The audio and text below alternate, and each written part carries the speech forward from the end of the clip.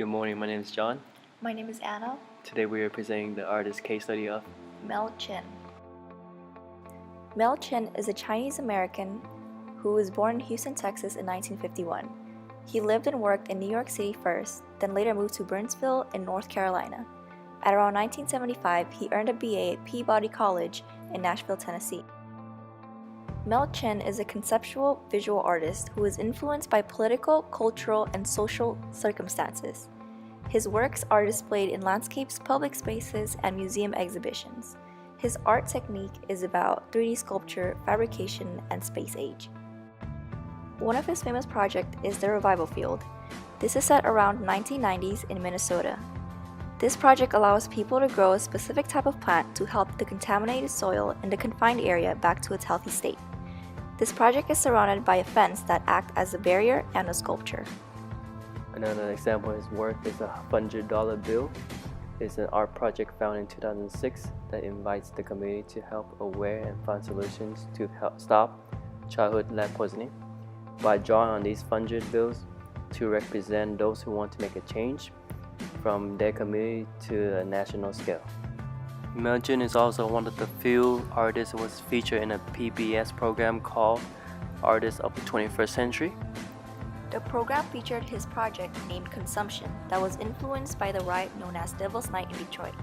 He wanted to convert damaged homes to worm farms to benefit local economy. The first study case is the Revival Field.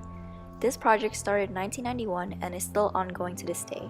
It is located in Pig's Eye landfill in St. Paul, Minnesota. It uses hyperaccumulator plants to extract dangerous chemicals from contaminated soils. Plants in the field contain high concentration of toxic chemicals that are later harvested for the reclamation process, which are burned and yield solid form of metals that can be sold. The picture on the left shows the hyperaccumulator plants, while the picture on the right shows the types of treatments it goes through and the metals that get extracted by the plant. Case number 2 is a $100 bill, which was originally found by Operation Pater back in 2006. Until later in 2014, it was re-established by Mel Chin as a bigger art project that invites the community to help aware and find solutions to stop childhood lead poisoning.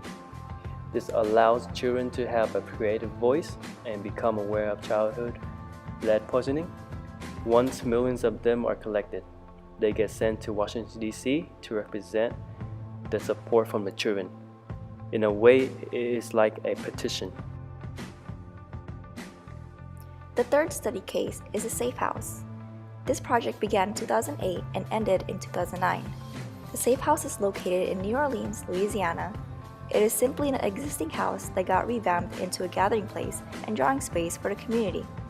It is home of the $100 bills where they are pinned up on the walls.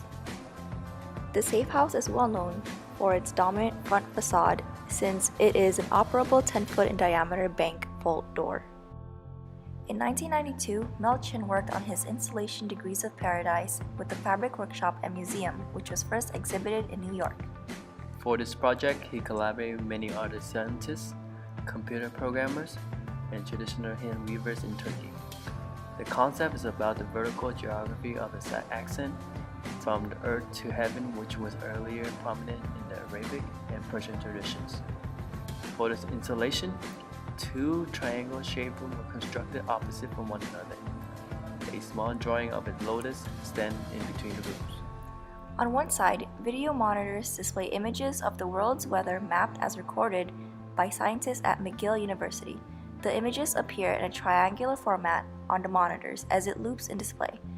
On the ceiling of the other room hangs a hand-knotted Kurdish wool carpet made by women of Turkey.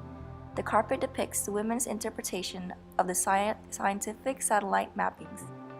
The elements of Degrees of Paradise represent Mel Chin's first exploration into the subject of ozone depletion and provide the basic for a larger installation called The State of Heaven. After more than a decade of dedicating his works, Mel Chin continues to help the community to become more aware of social circumstances, overcoming difficulties, and restoring humankind and nature through his conceptual visions. To this very day, he still has ongoing projects that still reach and help communities in the country to thrive farther.